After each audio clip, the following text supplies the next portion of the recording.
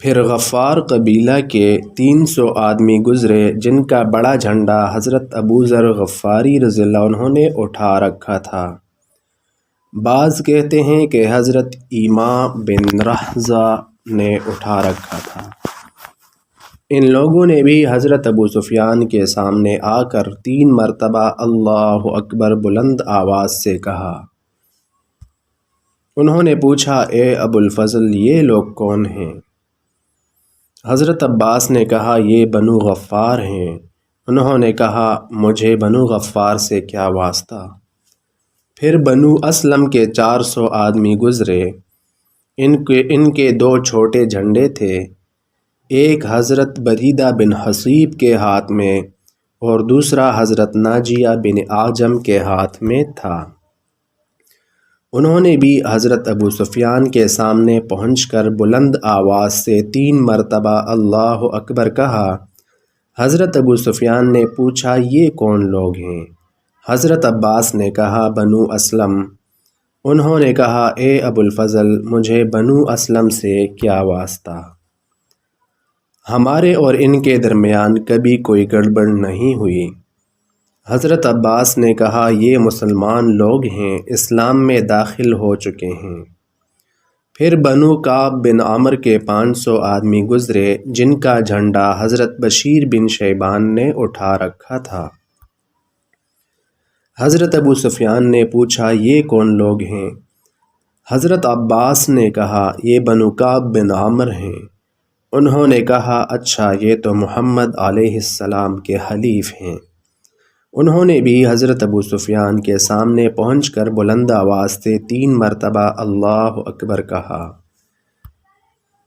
پھر مزینہ قبیلہ کے 1000 آدمی گزرے جن میں 100 گھوڑے اور 3 چھوٹے جھنڈے تھے، جنہیں حضرت نعمان بن مقرن رضی اللہ عنہ اور حضرت بلال بن حارث رضی اللہ عنہ اور عبداللہ بن عمرو نے اٹھا رکھا تھا۔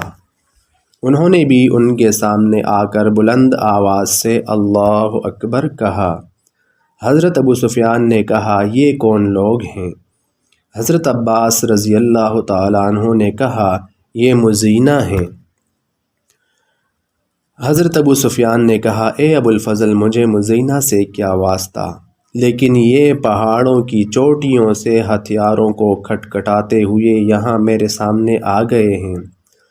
پھر جہینہ کے 800 آدمی اپنے امیروں کے ساتھ گزرے۔ ان کے 4 چھوٹے جھنڈے تھے جنہیں ابو زرعہ، معبد بن خالد اور سوید بن صخر اور رافع بن مکیث اور عبداللہ بن بدر نے اٹھا رکھا تھا۔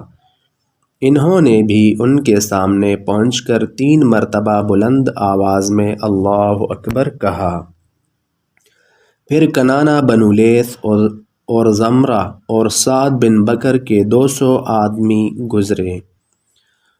ان کا جھنڈا ابو واقد لیثی نے اٹھا رکھا تھا۔ انہوں نے بھی ان کے سامنے پہنچ کر 3 مرتبہ بلند آواز سے اللہ اکبر کہا۔ حضرت ابو سفیان نے پوچھا، یہ کون لوگ ہیں؟ حضرت عباس رضی اللہ عنہ نے کہا، یہ بنو بکر ہیں۔ انہوں نے کہا، اچھا، یہ تو بڑے منحوس ہیں، انہی کی وجہ سے تو محمد علیہ السلام نے ہم پر چڑھائی کی ہے۔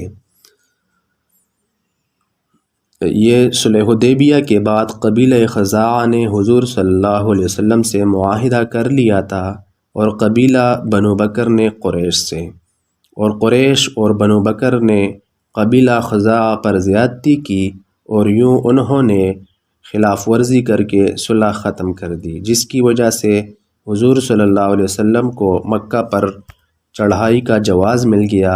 ابو سفیان اسی طرف اشارہ کر رہے ہیں۔